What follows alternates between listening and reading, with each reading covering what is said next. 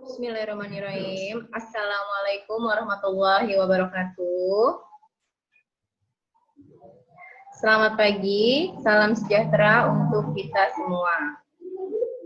Perkenalkan, nama Ibu Anisia Sari Rahayu. Ibu mengucapkan selamat datang kepada siswa-siswi SMA Negeri 21. Ibu mengucapkan selamat karena sudah resmi diterima menjadi peserta didik kelas 10 di SMA Negeri 21. Di sekolah ini Ibu mengajar mata pelajaran Bahasa Indonesia. Kebetulan Ibu mendapat tugas tambahan sebagai wali kelas 12 MIPA 1. Anak-anakku yang berbahagia, di sini Ibu akan menyampaikan mengenai materi budaya literasi sekolah atau gerakan literasi sekolah. Apa itu literasi?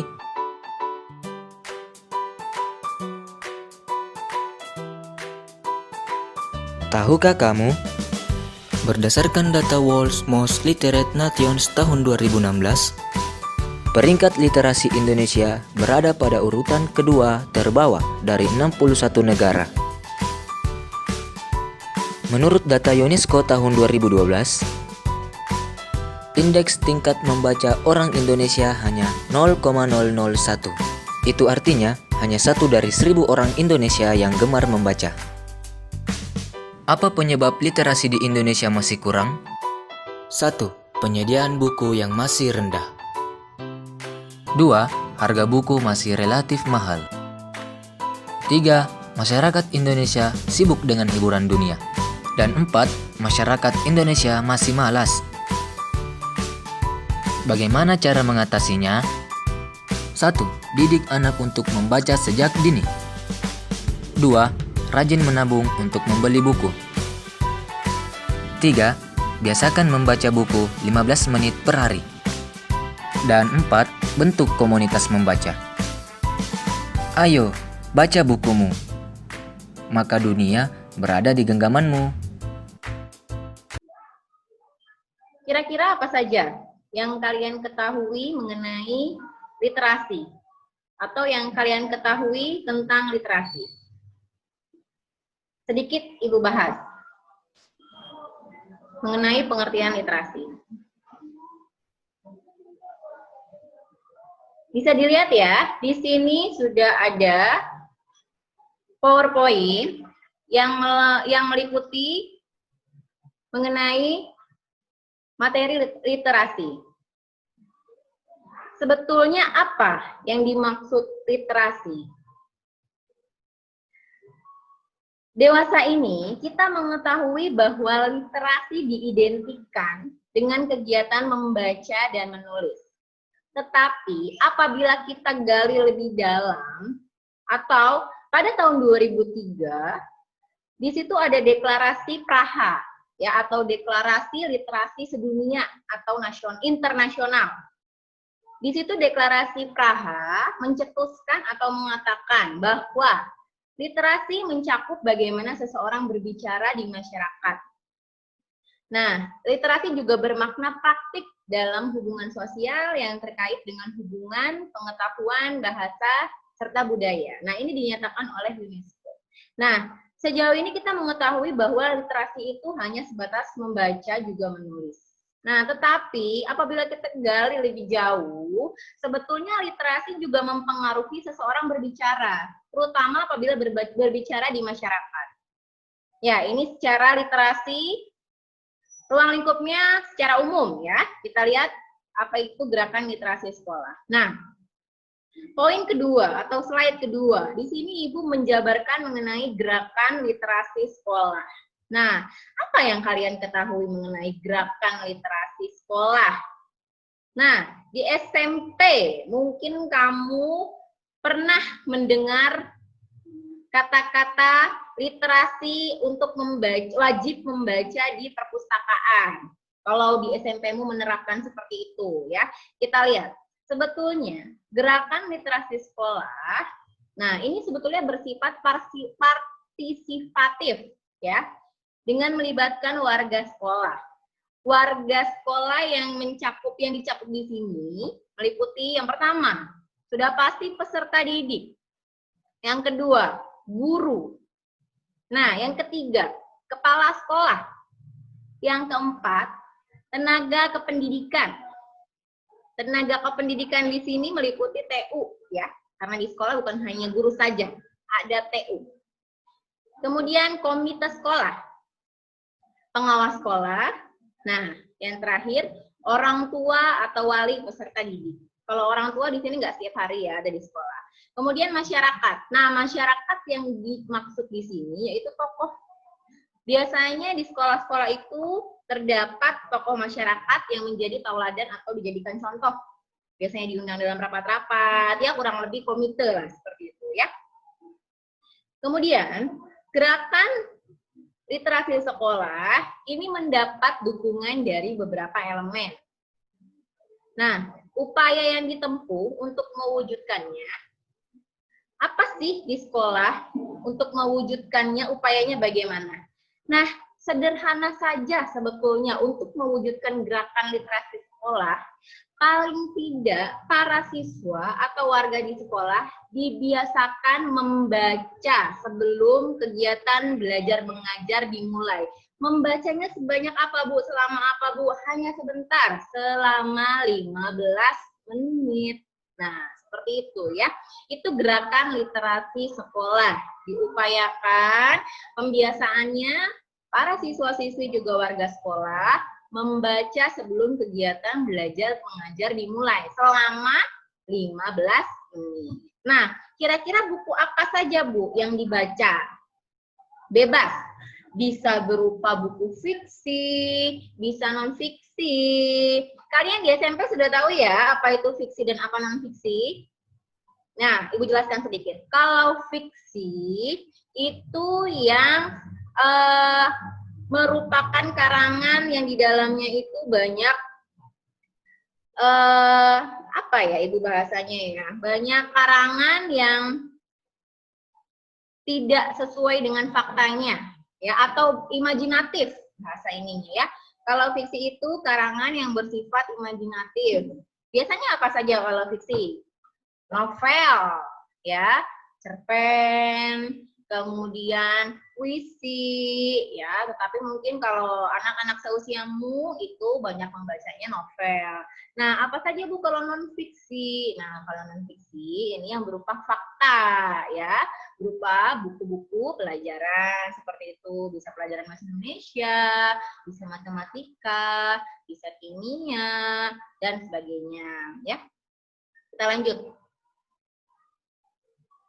Nah, kemudian setelah pembiasaan membaca selama 15 menit ini kita biasakan, kita mulai, kita terapkan, nah kita baru bisa melanjutkan ke bentuk selanjutnya, ke tahap selanjutnya, yaitu pengembangan dan pembelajaran berdasarkan kurikulum 2013 ya. Mungkin kalian sedikit banyak sudah pernah mengetahui ya bahwa kurikulum 2013 itu berpusat pada siswa. Siswa yang harus menggali informasi sendiri. Siswa yang harus aktif. Nah, apa? Kalau guru itu hanya memfasilitasi. Misalnya, silakan kamu mencari materi di link apa misalnya, atau di web apa. Nah, seperti itu ya. Itu sedikit mengenai gerakan literasi sekolah. Bisa kita lanjut ya? Nah, poin selanjutnya ada komponen literasi. Nah, apa aja sih Bu komponen literasi? Nah, kita kembali ke awal. Tadi Ibu bilang, masyarakat itu beranggapan bahwa literasi hanya merupakan kegiatan membaca dan menulis. Nah, di sini kita gali lagi bahwa literasi juga menggunakan sumber-sumber pengetahuan, ya, bisa berupa media cetak, media visual, media digital, dan media auditori, seperti itu, ya. Ya, kalau kamu membaca koran, seperti itu, lah berarti kamu lagi membaca literasi dalam bidang atau dalam media cetak. Kalau kamu mendengarkan radio, visual, berarti kamu sedang mendengarkan komponen literasi melalui media visual. Kalau kamu melihat gambar, nonton TV, seumpama kamu, nah itu kamu sedang menggunakan literasi digital, ya, seperti itu kira-kira. Nah, kita lanjut. Komponen-komponen literasi, ya. Yang pertama, mencakup literasi dini. Nah, apa sih Bu literasi dini? Nah, pengertian secara umum, literasi dini itu berkomunikasi melalui gambar dan lisan. Dibentuk dari pengalamannya berinteraksi dengan lingkungan sosial rumah. Nah, biasanya kalau literasi dini ini, kemungkinan besar itu pada anak-anak balita, ya, pada anak-anak yang baru mulai berbicara. Nah, misalnya kalau kamu punya adik di rumah nih, baru bisa bilang atau baru bisa mengutarakan kata mama atau papa. Nah, itu sudah termasuk literasi, ya. Sudah termasuk dia belajar berbicara. Karena kembali lagi, literasi bukan hanya membaca saja, tetapi mempengaruhi berbicara, seperti itu, ya. Atau dalam tingkat adik kamu nih, seumpama dia sedang belajar di PAUD, nah dia sudah mulai tuh bisa menulis huruf A seperti itu, ya, yang diberi titik-titik-titik itu dia sambungkan. Nah, itu sudah termasuk literasi, ya, itu masuknya ke literasi dini. Kita lanjut ke poin 2, bisa dilihat ya PowerPoint-nya. Poin 2 adalah literasi dasar. Nah, ini kemampuan untuk mendengar, berbicara, membaca, menulis, menghitung, berkaitan dengan kemampuan analisis untuk memperhitungkan. Nah, Ibu pikir ini untuk siswa sekolah dasar ya, mulai masuk kelas 1. Kalau kamu ingat-ingat pada waktu kamu kelas 1 SD, guru kamu atau guru kamu pasti pasti mengajarkan kosakata yang mudah, paling mudah. Seumpama, ini Budi. Nah, itu termasuk literasi, ya. Ini Budi, kamu mulai mengeja. Ini Budi. Nah, seperti itu. Itu termasuk literasi dasar, ya. Itu Ibu pikir tepatnya berada pada siswa SD atau kelas 1, kelas 2, kelas 1, kelas 3 lah. Itu, ya. Baru belajar baca, baru belajar berbicara, baru belajar menghitung, seperti itu, ya. Kita lihat poin ketiga. Poin ketiga ada literasi perpustakaan.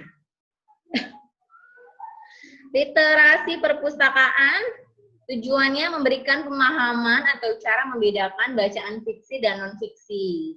Memanfaatkan koleksi referensi dan periodikal. Pengetahuan yang mudah dalam menggunakan perpustakaan. Nah, Ibu pikir di poin 3 ini sudah mulai bisa diterapkan di kelas 5 ya, 5 sampai 6, kemudian lanjut di jenjang SMP dan SMA. Seperti itu ya. Karena biasanya terutama di SMP mungkin ya yang sudah ditonjolkan literasi perpustakaan, biasanya nih guru bahasa Indonesia, Ibu nih.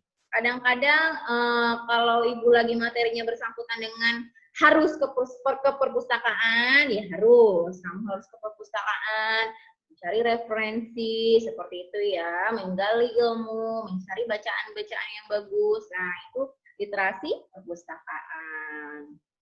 Kalau di SD belum terlalu ditonjolkan seperti ini ya, karena kalau SD itu masih masih belum, pola berpikirnya dia belum terlatih mungkin ya. Nah, kita lanjut ke literasi media.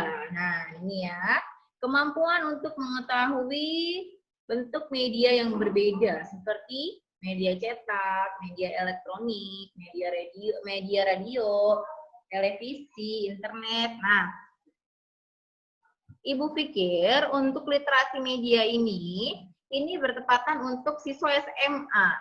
Nah, Ibu sendiri sebagai guru bahasa Indonesia, Ibu sering menugaskan anak-anak Misalnya, silakan kamu baca berita di seputar Indonesia. Kemudian kamu analisis 5W1H. Nah, sudah tahu 5W1H? Pasti ada di SMP ya. Itu mencakup apa, mengapa, bagaimana, siapa, dan mengapa hal itu terjadi ya. Itu Ibu rasa literasi media memang grade-nya atau kelasnya itu pantas di siswa SMA seperti itu. Kemudian kita lanjut, yang kelima ada literasi teknologi. Nah, apa sih Bu literasi teknologi? Nah, di sini artinya literasi teknologi kemampuan memahami kelengkapan yang mengikuti teknologi seperti peranti keras atau hardware ya, peranti lunak, software, serta etika. Nah, ini bisa untuk siswa SMA, bisa atau lebih tingginya untuk mahasiswa juga ya, mungkin lebih pantas untuk mahasiswa ya kalau literasi teknologi, karena dosen itu terkadang tidak memberikan materi apa-apa, hanya memberikan link saja seperti itu ya.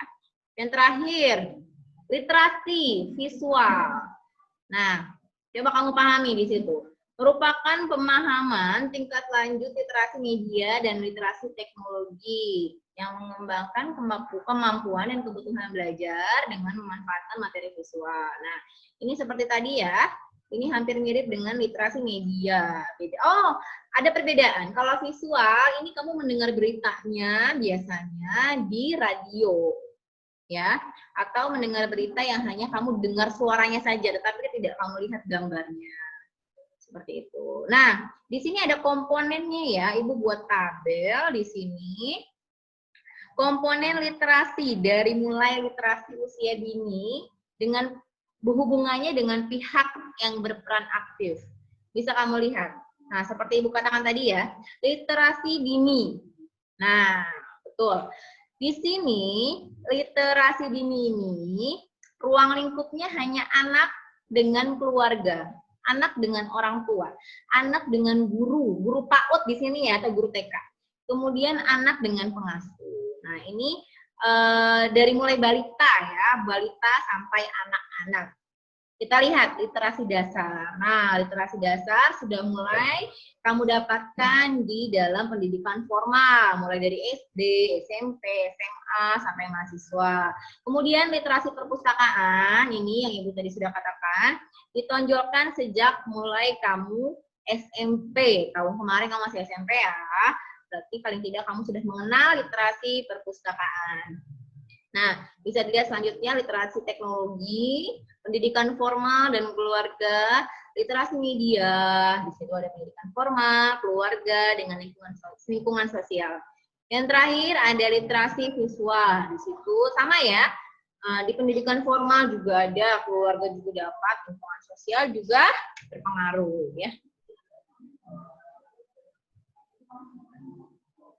Baik, kita lanjut ke tahapan pelaksanaan gerakan literasi. Bisa dilihat PowerPoint-nya ya. Yang pertama, di situ ada peraturan dari Menteri Pendidikan dan Kebudayaan nomor 23 tahun 2015 ya, Permendikbud nomor 23 tahun 2015. Poin pertama yaitu penumbuhan minat baca melalui kegiatan 15 menit membaca sebelum pembelajaran dimulai. Seperti Ibu katakan ya, itu pembiasaan utama untuk mencapai tujuan kita, literasi sekolah, yaitu menumbuhkan minat baca melalui kegiatan membaca hanya 15 menit saja. Paling tidak sebelum KBM, sebelum kegiatan belajar mengajar, kita membaca buku apa saja. Yang kedua, meningkatkan kemampuan literasi melalui kegiatan menanggapi buku pengayaan. Nah, ya bisa, tapi mungkin lebih Ibu bisa katakan ditonjolkan dalam pelajaran Ibu ya, Bahasa Indonesia. Biasanya ketika Ibu meminta kamu untuk membaca sebuah teks, sudah pasti Ibu minta kamu untuk analisis teks tersebut ya. Bisa dari 5W1H, bisa dari latar belakang, dan sebagainya. Kemudian, poin ketiga, silakan dilihat. Meningkatkan kemampuan literasi di semua mata pelajaran menggunakan buku pengayaan dan strategi. Membaca di semua mata pelajaran. Ya. Kalau bisa nanti kamu sebelum belajar, pelajaran apa saja, kamu ada baiknya membaca terlebih dahulu, entah membaca rangkuman, entah membaca materi tersebut di rumah terlebih dahulu atau bagaimana. Intinya kamu membaca paling tidak ketika pelajaran dimulai, kamu sudah tahu materi itu sedang membahas apa. Kira-kira seperti itu ya. Kita lihat di situ ada apa ya, semacam grade ya. Nah, pembiasaan yang warna hijau, pengembangan yang warna biru, dengan pembelajaran yang warna ungu ya atau warna pink. Nah, di sini ada pengertiannya ya. Tahap ke-1 atau tahap pertama. Pembiasaan kegiatan membaca yang menyenangkan di sekolah. Lihat ya, bisa dilihat di poin pertama. Tujuannya untuk menumbuhkan minat bacaan dan terhadap kegiatan membaca dalam diri warga sekolah. Ibu sudah sampaikan tadi, warga sekolah yang dimaksud di sini bukan hanya siswa saja ya, tetapi guru, kemudian tenaga kependidikan, kemudian guru, tenaga pendidikan, dan kemudian komite sekolah dan sebagainya ya. Penumbuhan minat baca merupakan hal fundamental atau hal inti bagi pengembangan kemampuan literasi peserta didik. Kita lihat tahap kedua. Nah, pengembangan minat baca untuk meningkatkan kemampuan literasi. Nah, dengan diterapkannya membaca minimal 15 menit sebelum KBM, secara tidak langsung akan meningkatkan kemampuan literasimu atau literasi kita semua. Ya, karena kenapa? Kita akan terbiasa dengan buku, kita akan terbiasa dengan bacaan-bacaan, jadi kita tidak malas. Ada sebagian yang begini, baru ibu kasih teks bacaan, udah, Bu, malas banget nih, hanya tulisan-tulisan aja nih, nggak ada gambarnya. Nah, kalau bisa jangan seperti itu. Kita biasakan, kita baca. Karena kenapa? Dengan membaca, kita pasti mendapat, paling tidak mendapat informasi. Kalau kita membaca informasi. Yang kedua, kalau kita membaca ilmu pengetahuan, kita akan mendapat ilmu. Jadi, banyak sekali positif dari kegiatan membaca dan secara tidak langsung meningkatkan kemampuan literasi kita. Yang ketiga, nah, di sini ada pelaksanaan pembelajaran berbasis literasi. Tujuannya untuk mengembangkan kemampuan memahami teks dan mengaitkannya dengan pengalaman pribadi, berpikir kritis, dan mengolah kemampuan komunikasi secara kreatif. Ya, Ibu beri contoh. Kalau di SMA, itu di kelas 11, itu ada materi cerita rakyat. Nah, di situ ada nilai intrinsik dan ekstrinsik. Bila kita analisis, itu kita temukan nilai intrinsik dan ekstrinsik. Nah, apabila kita gali lagi nilai ekstrinsik, di situ ada nilai agama, nilai keagamaan, kemudian nilai budaya, nilai sosial, kemudian yang terakhir ada nilai politik juga ada kalau kita gali ya. Nah, di sini bisa kita kaitkan nilai-nilai tersebut dengan kehidupan sehari-hari. Nah, seperti itu ya. Di sini pelaksanaan pembelajaran berbasis literasi yang bisa dikaitkan dengan kehidupan pribadi pada umumnya berupa fiksi atau karya sastra ya. Jadi kalau non fiksi itu jarang bisa kita kaitkan dengan kehidupan pribadi ya, terutama yang bisa kita kaitkan dalam kehidupan pribadi adalah berupa buku fiksi, seperti itu. Nah, untuk apabila kita mengikuti standarnya, standar membaca buku bagi siswa, bisa kita lihat nih di sini. Standar membaca buku bagi siswa SD itu 6 buku, ya, kalau bagi tingkat SD. Nah, kalau kamu kemarin tingkat SMP, seharusnya kamu sudah pernah membaca 12 buku. Ya, buku apa saja, boleh buku fiksi, boleh buku non fiksi. Nah, membacanya bukan hanya kamu baca satu bab, bukan seperti itu, tapi kamu sudah membaca semua dari awal sampai akhir. Itu idealnya kalau SMP kamu sudah pernah membaca 12 buku. Nah, gimana kalau SMA, Bu? Kalau SMA, kamu idealnya sudah pernah membaca 18 buku. Nah, nanti usahakan kamu lulus dari sekolah ini, kamu sudah pernah membaca 18 buku ya, baik buku fiksi maupun buku non-fiksi. Nah, buku laporan kegiatan membaca pada tahap pembelajaran ini disediakan oleh wali kelas. Ya, idealnya para wali kelas itu menyediakan laporan kegiatan literasi atau kegiatan membaca bagi seluruh siswa.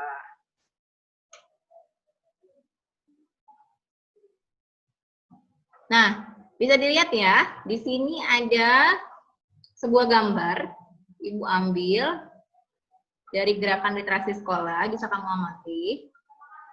Kamu lihat di situ, ada bacaan kegiatan 15 menit membaca disesuaikan dengan kondisi sekolah. Bisa di awal, sebelum KBM, atau di tengah maupun di akhir KBM. Namun kegiatan di awal akan lebih baik karena memudahkan pengaturan jadwal KBM. Ya, betul. Karena biasanya KBM itu mulai pukul 7, ya. Kamu kalau membaca di pagi hari itu akan lebih bisa kamu terima, lebih bisa kamu mengerti, lebih bisa kamu pahami apa isi dari bacaan tersebut. Karena pagi-pagi itu masih fresh ya, pikiran masih cerah, kamu baru berangkat, baru mandi, baru cerah pokoknya ya. Kalau membaca di siang hari itu kamu udah lapar, udah panas, udah capek dan sebagainya. Jadi idealnya untuk gerakan membaca atau literasi ini dimulai 15 menit sebelum kegiatan belajar mengajar di sekolah. Tetapi kembali lagi ya, kita sesuaikan dengan kondisi sekolah. Kita lihat yang sampingnya, yang tabel warna kuning. Kegiatan 15 menit membaca dilakukan bertahap, sekali atau 2 kali dalam seminggu dan seterusnya, hingga dapat dilakukan setiap hari. Ya, bertahap, karena tidak semua siswa hobi membaca, tapi kita biasakan. Jadi, mulai dari sekali atau 2 kali selama dalam 1 minggu. Dan lambat laun ya, kita laksanakan setiap harinya. Di situ ada tujuan. Tujuannya, peserta didik atau dirimu gemar membaca dan membaca menjadi kebiasaan serta gaya hidup. Ingat ya, bangsa yang besar dimulai dari gemar membaca. Seperti itu. Karena kenapa? Membaca adalah gudang ilmu. Buku adalah jendela dunia. Seperti itu ya. Kita baca sebelahnya. Prinsip-prinsip membaca 15 menit. Nah, membaca 15 menit di sini untuk menghibur dirimu atau menarik kemauanmu untuk membaca. Yang pertama, diusahakan bukan buku teks pelajaran. Ya, jadi yang Ibu bilang tadi, bukunya buku fiksi, buku karangan, buku imajinatif, seperti itu. Karena kalau buku pelajaran pasti kamu, bosan banget nih Bu, baru datang udah suruh belajar, pasti gitu kan. Nah, diupayakan bukunya buku fiksi atau fiktif ya, bukunya merupakan karya imajinatif seseorang. Yang kedua, diminati peserta didik ya, berarti diminati oleh dirimu sendiri. Yang ketiga, tidak diikuti oleh tugas-tugas lainnya. Ya, yang keempat, dilakukan dengan pendekatan sambil bermain dengan ya. Tapi ini kita sesuaikan ya, karena kamu sudah SMA, berarti tidak dengan bermain-main. Mungkin kalau siswa SD masih bermain-main, kalau kamu sudah SMA, ya. Seperti itu, kita lanjutkan. Nah, di sini ada tips atau cara memilih buku bacaan yang baik ya. Di sini kita di sebelah kiri ada buku fiksi dan di sebelah kanan itu ada buku non fiksi. Kita perhatikan dulu yang sebelah kiri. Sebelah kiri Ibu ya, berarti sebelah kanan kamu kemungkinan. Nih, yang pertama, yang buku fiksi. Kita lihat identitas buku. 1. Ada judul buku dan halaman sampul depan buku. Nah, seperti meresensi ya, di kelas 9 kamu sudah ada materi resensi. Seharusnya kamu sudah pernah, paling tidak kamu ada gambaran mengenai resensi. Yang kedua, harus ada nama kreator atau nama penulis, editor, illustration, dan penerjemah. Kalau penerjemah ini biasanya di kamus bahasa Inggris ya, selalu di selain kamus bahasa Inggris ada novel yang di dalamnya berisi bahasa Inggris atau bahasa asing ya. Itu biasanya penerjemahnya selalu dituliskan namanya. Kemudian yang kedua, kita lihat dari segi penampilannya, apakah buku itu terjilid dengan baik, kemudian kertasnya mudah robek atau tidak. Nah, kemudian jenis bacaan dan ukurannya, kira-kira sudah sesuai belum nih dengan penglihatan kamu, seperti itu ya. Kemudian desain tata letaknya gimana. Jadi kamu ini kurang lebih seperti meresensi ya. Kamu lihat dulu sebelum kamu membaca buku. Kira-kira buku itu cocok nggak sih? Menarik nggak sih untuk kamu baca? Seperti itu ya. Nah, kita lihat di cerita pada buku fiksi. Yang pertama, dituliskan secara menarik dan sesuai dengan usia. Nah, kamu juga harus baca buku yang sesuai dengan usiamu. Seperti itu. Nggak mungkin kan kalau kamu udah SMA, kamu membacanya buku mewarnai. Kurang ya. Kamu sudah melewati fase itu. Terus nggak mungkin juga kamu sudah SMA, kamu masih membacanya buku-buku yang melengkapi huruf-huruf. Nah, seperti itu. Sudah nggak mungkin juga, karena kamu sudah piawai dalam membaca. Seperti itu ya. Kemudian lihat poin kedua, mengandung materi yang sesuai dengan nilai moral dan budaya. Nah, seusia atau setingkat SMA, kamu sudah seharusnya bisa memilih buku yang memiliki nilai moral dan budaya. Jadi jangan hanya buku-buku yang tidak bernilai ya yang kamu baca. Kemudian kita lihat pesan moralnya. Nah, setelah kamu baca bukunya, kamu lihat apa saja pesan moral yang bisa kamu tauladani. Apa saja pesan moral yang bisa kamu ambil. Seperti itu ya. Selanjutnya, tidak mengandung stereotip atau pelecehan. Ya, stereotip ini kurang bisa diterima lah, seperti itu ya. Stereotip ini tindakan yang kurang baik lah, negatif katakanlah ya. Kemudian bersifat multikultural, seperti itu. Kemudian yang kita lihat yang tabel sebelah kanan. Di sini ada tips memilih buku non-fiksi. Pertama, desainnya harus disajikan secara akurat ya. Dari judulnya aja kita bisa lihat non-fiksi. Berarti di dalamnya berisi fakta, tidak ada opini, tidak ada pendapat dari orang lain. Ini betul-betul terjadi dan pada umumnya buku non-fiksi ini bersifat ilmu pengetahuan. Nah, kemudian disesuaikan dengan usia pembaca sasaran ya. Kemudian yang ketiga, mewakili perspektif yang beragam atau multikultural. Dilengkapi dengan gambar. Ya, non-fiksi memang biasanya ada yang dilengkapi dengan gambar ya.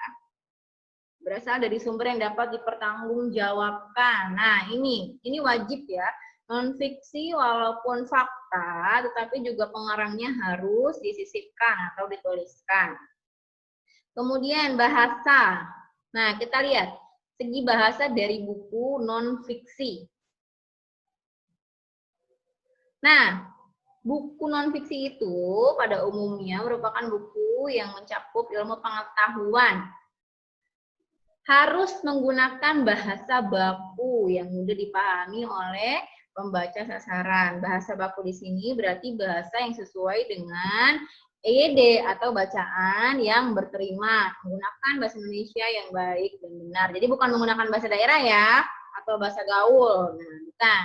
Kemudian kosakata diperkenalkan dalam konteks kalimat atau ilustrasi yang mendukung. Ya, kosakatanya kita perhatikan. Ilustrasi. Nah, dibuat dengan baik dan menarik, menjelaskan konten buku dengan baik dan tidak.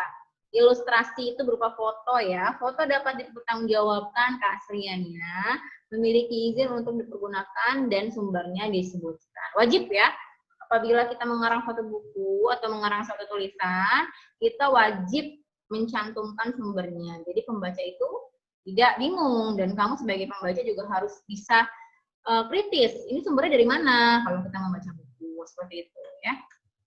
Bentar Ibu cek.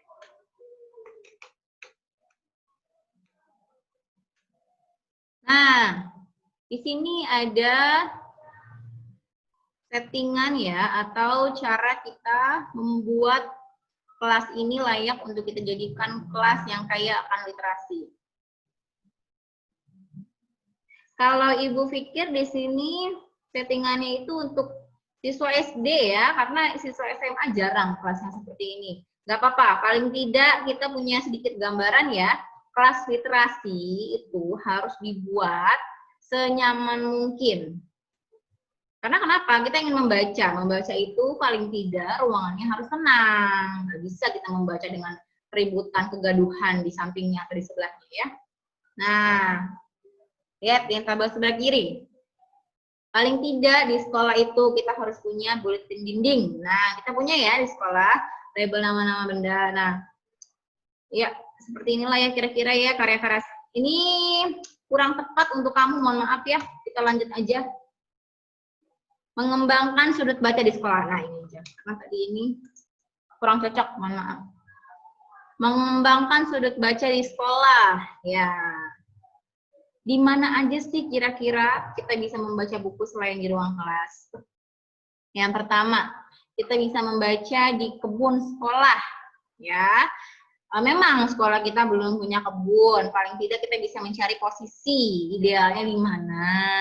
Tapi di sini kalau untuk idealnya bisa di kebun sekolah, bisa di halaman, bisa di kantin, bisa di koridor, bisa di area tunggu orang tua atau di area lain di sekolah ya.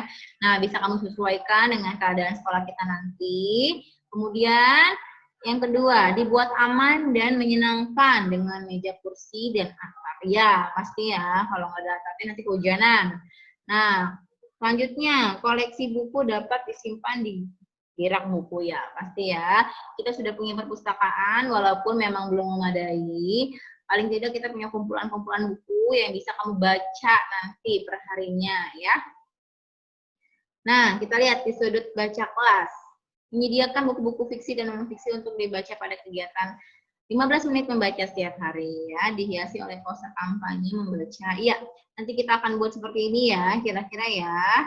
Dapat dikelola oleh guru orang tua ya. Koleksi dapat diperkaya dengan buku yang dapat siswa setiap hari dapat berupa bacaan. Iya, bisa kamu baca sendiri ya, bisa kamu cermati. Selanjutnya. Bentar.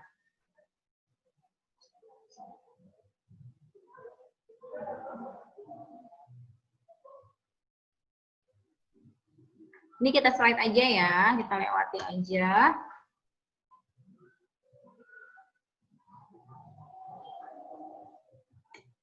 Nah, langsung sini aja kita.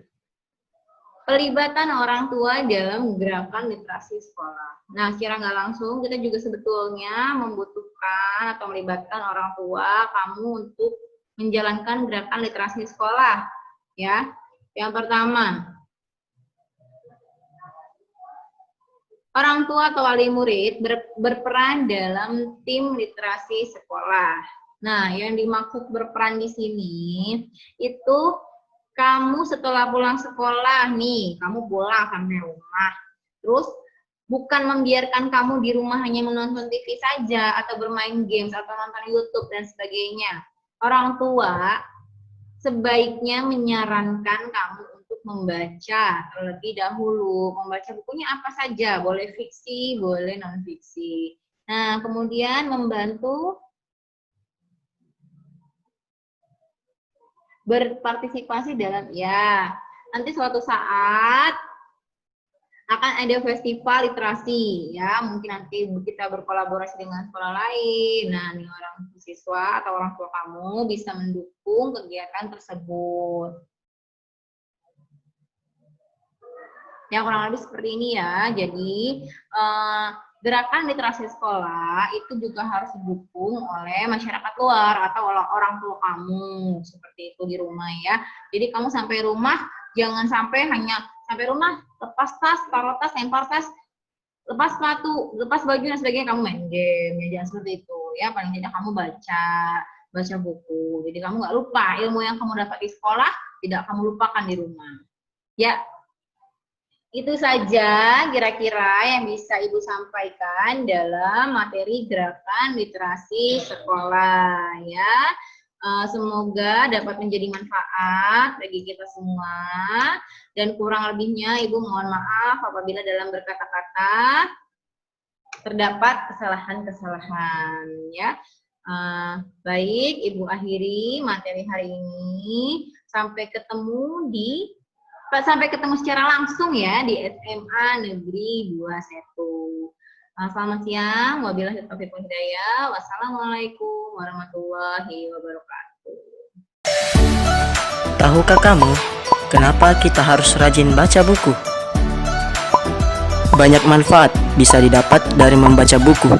Beberapa di antaranya seperti menurunkan tingkat stres sampai 60%, memperlambat detak jantung, hingga meredakan ketegangan otot, meningkatkan jumlah kosakata dan kemampuan bicara 5-15% dari hasil membaca, menambah wawasan dan pengetahuan untuk mengembangkan kapasitas diri dalam mengikuti perkembangan zaman. Banyak inspirasi menulis didapat dari membaca, sehingga kita bisa memahami cara menulis yang baik, memiliki pemikiran yang luas sehingga bisa menjadi pribadi yang terbuka terhadap perbedaan cara pandang, serta meningkatkan kemampuan berpikir yang membantu menilai secara objektif fenomena sosial di masyarakat. Membaca dapat mengubah hidupmu selamanya dan bermanfaat demi masa depan.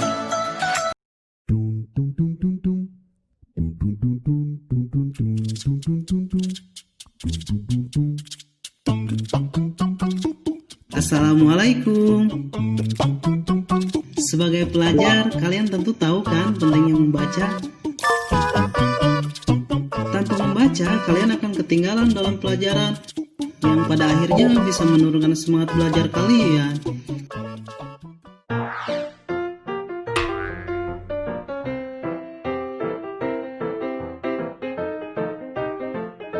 Pada dasarnya, membaca itu bukan hanya penting bagi pelajar seperti kita, tapi penting juga bagi setiap orang dari berbagai kalangan, entah ya ibu rumah tangga, pedagang, atau bahkan presiden.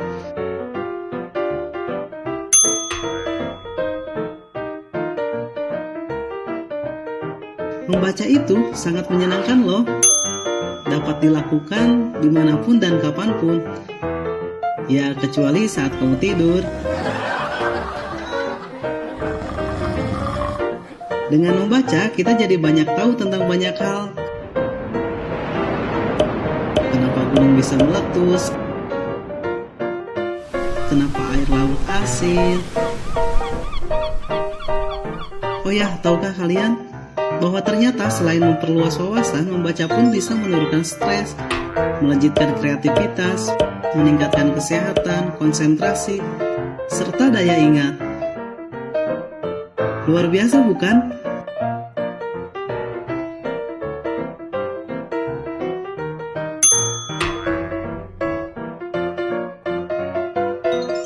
Jadi tunggu apa lagi?